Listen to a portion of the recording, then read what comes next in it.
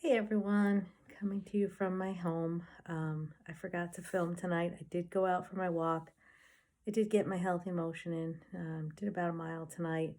We've been doing mostly chores around the house and we had the day off. So today I was doing all of my baking and prepping for the week. So it was a good day. Kind of a lazy day, but it was good. It was worth it. I needed that day.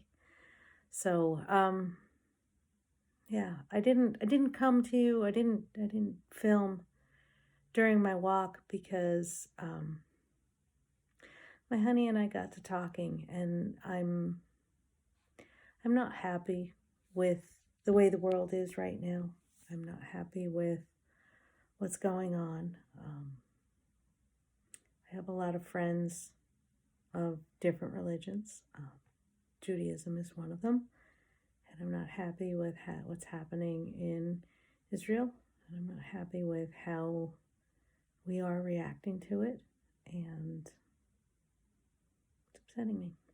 I'm not happy with a lot of things. I'm worried for the direction that we're going, but I'm going to focus on me, and I'm going to put me first. So, another thing that I was thinking about that we talked about on the walk today that I always found kind of amusing. So, this time when I started my journey, I was at 307 pounds, and I have so far lost 133, which is amazing. I definitely do want to get down to half of what I was, so I have a bit more to go. Um, I think it's in about 2 pounds, I'll be considered just overweight. So you're going to see a very happy video on that day.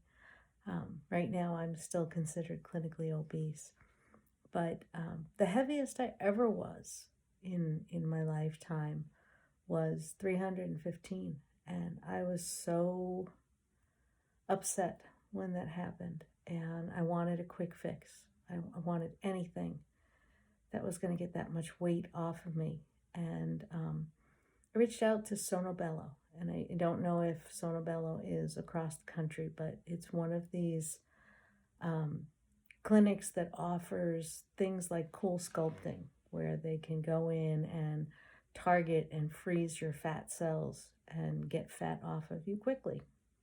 And I thought that sounded great. So I reached out to them, and you want to know the irony of it? They won't do it for anyone that's over 250.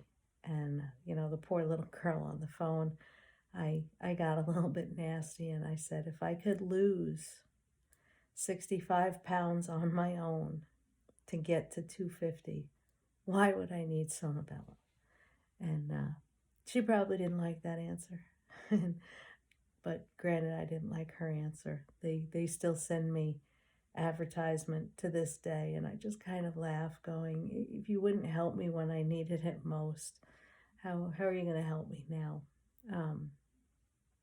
But now I know that a quick fix like that doesn't teach you anything. And then I signed up to do gastric bypass. And the first thing that they want you to do when you're going to do gastric bypass is go on a diet. And they want you to be under a doctor's care and prove that you were able to lose a certain amount of weight. And the only thing I can gather from that is that they're hoping that you learn how to eat right. But again, the word in front of it is diet, and you know that the goal of the weight that you're losing is to get to the weight where they will do the gastric bypass. So, so you're really not teaching yourself a lifetime habit. You're teaching yourself, if I do this for now, I can get the gastric bypass and be done. And I started going to the meetings and, making friends with the other people who were going to go through this, and listening to all of the detail that they were giving you about what was going to happen and why it was going to happen and how things were going to change. And it wasn't until the last day, probably about 20 minutes before I would have been signing off on the final surgery, I went in and they said, yeah, once you do gastric bypass, you can't have carbonation anymore. And I thought about that because I am a Diet Coke junkie.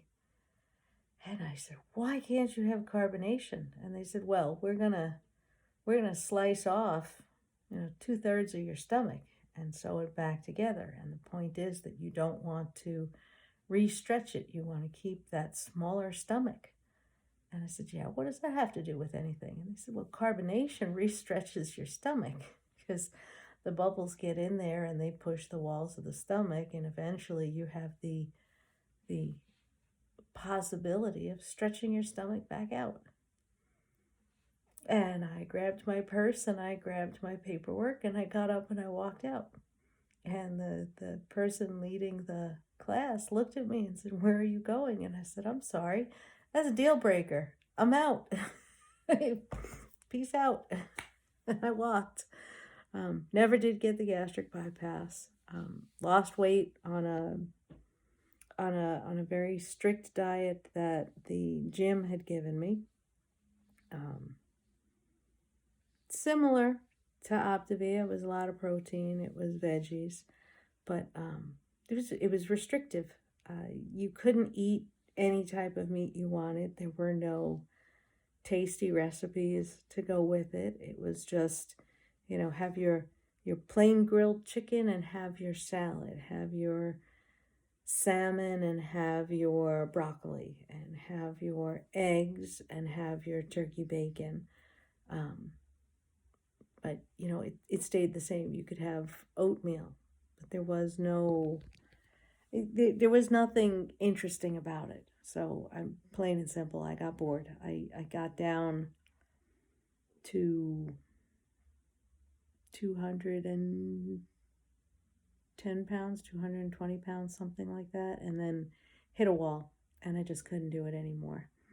And so I got off of that one and eventually gained the weight back, as you could tell.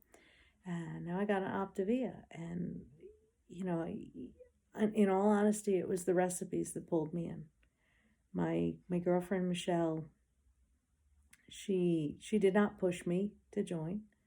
She was just posting success stories on her page, and she was posting how great she felt, and she looked great, and she was posting these recipes. And one came up for chicken skewers with tzatziki sauce. I said, oh, that sounds good. So I made that, and it was good. And then there was one that came up for grilled shrimp with a chimichurri sauce. And I made that, and that was fantastic. And then I made the dinner that I had tonight, which was egg roll in a bowl. And that sealed it, because now I've had Mexican flavor with seafood. I've had Greek flavor with chicken. I've now had beef with the Chinese flavor, and I was loving all of it. And I said, man, if it's this easy and it's this good, I can be on this diet. I had no idea how much it was going to help me.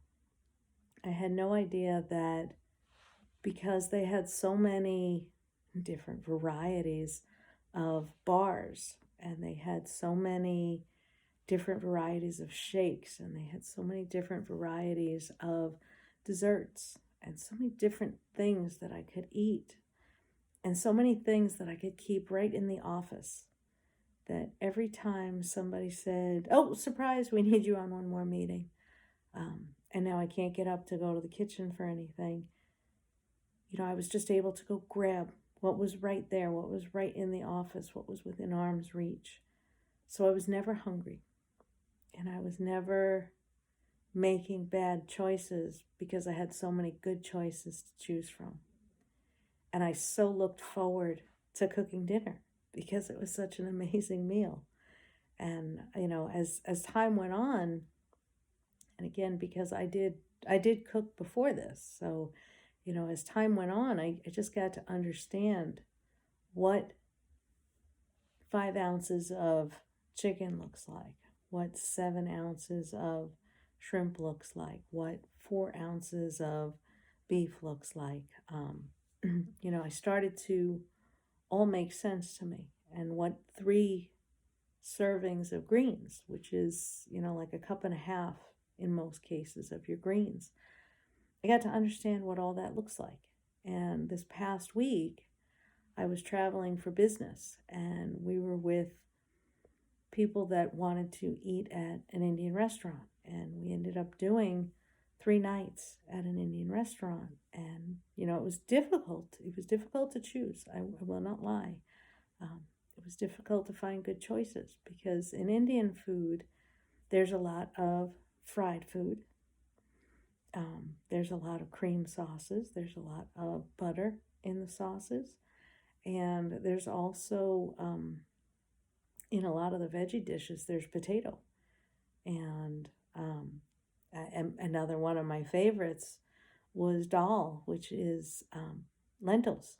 And I don't believe that lentils and beans are fully in the 5-in-1 program. So, all these things I had to avoid. But I made the best choices. I did some research because I happen to love hot and spicy. And one of my favorite Indian dishes was always vindaloo. And I went home after the first night. I went back to the hotel and I looked up recipes for vindaloo and I looked up what was in it. And I said, I think I could do that. So the next night I ordered the vindaloo and it was delicious. And the last night I went with a vegetarian dish because I knew I still had 2 pieces of my chicken from the first night still in the hotel room. So I could do the greens at the restaurant and do the chicken when I got home. So bottom line, I did really good. I ended up still losing weight while I was traveling. And I carried all my fuelings with me. I had all my other meals. And it was great because when the lunches came during the meetings, nobody really noticed that I didn't take a box lunch. They didn't notice that I was sitting there eating a bar instead of eating the sandwich and chips and cookies and fruit and everything that came with the box lunch. So it was very interesting. I liked the fact that nobody noticed because nobody was pushing me to eat a box. So, this all really comes down to understanding. And I think that's another thing, sadly, that when you go for gastric bypass, I don't think they spend enough time instilling the habits in you so that you can be successful. Yes, the surgery is going to be successful. Your stomach is going to be shrunken, and you are going to have problems in the beginning sticking in too much food. And you'll get a lot of burps and reflux because it doesn't fit in your stomach. But they don't teach you the healthy habits that we take you through. And by doing the lean and greens at night and by learning how to keep it simple in the beginning with just grilled chicken and steamed broccoli or grilled chicken with your salad or some kind of protein over cauliflower rice, doing those things, it teaches you what your portions are. It teaches you how to do this, and it teaches you how to feel full and good using these recipes. And then that's what you take lifelong, because even once you maintain, you add in more food, but you keep those quantities. You keep the measurements because you'll add in an additional serving of green. You'll add in an additional amount of protein. And there's a full formula based on how active you are to figure out how much protein you should be getting. You'll add fruit back in. You'll get 1 piece of fruit a day, or one what's equivalent to 1 medium-sized piece of fruit. So it might be like half a cup of berries, but it's still, they give you those measurements. You'll add in some whole wheat bread again. You'll add in some dairy, some yogurt. We'll be back in. So, you get more, but you already know how to portion control. And you have shrunk your stomach while you're doing this. So even though Optavia doesn't tell you that you have to cut out the carbonation. It's a good idea not to get too much carbonation because, again, carbonation is one of those hidden things that make you feel hungry. So by drinking plain water, you will be much better off. But I think that's it. This was kind of a quiet one, but I do think it's interesting how these quick fixes end up having issues. I mean, I could even go into the fact that I took Ally years ago, which stops your body from processing 20% of the fat that you eat. And it has consequences should you eat too much fat. It will just automatically come out your butt. So, fear factor, I didn't want that, so I didn't eat fat. But it doesn't really teach you lifelong. They don't provide great recipes for you to follow. They don't provide the wide variety of flavors and things that you can have.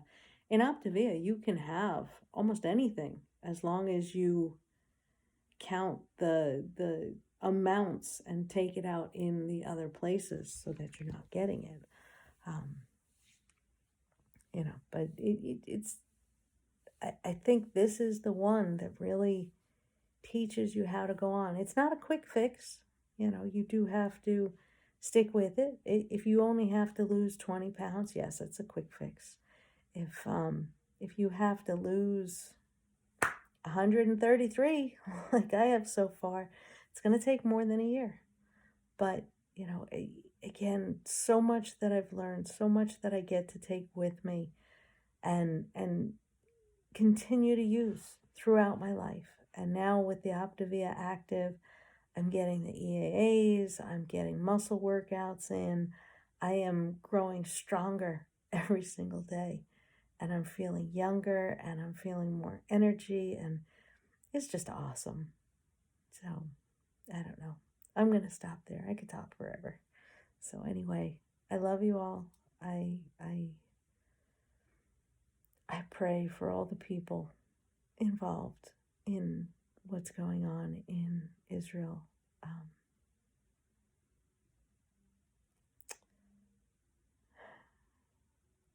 I wish it wasn't happening.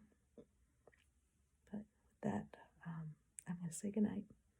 I'm going to wish you blessings. I'm going to wish you peace. I'm going to wish you the ability to coexist with other people.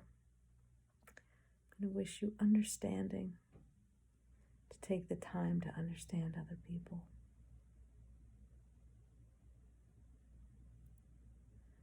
I'm going to wish us all harmony and goodwill. With that, good night.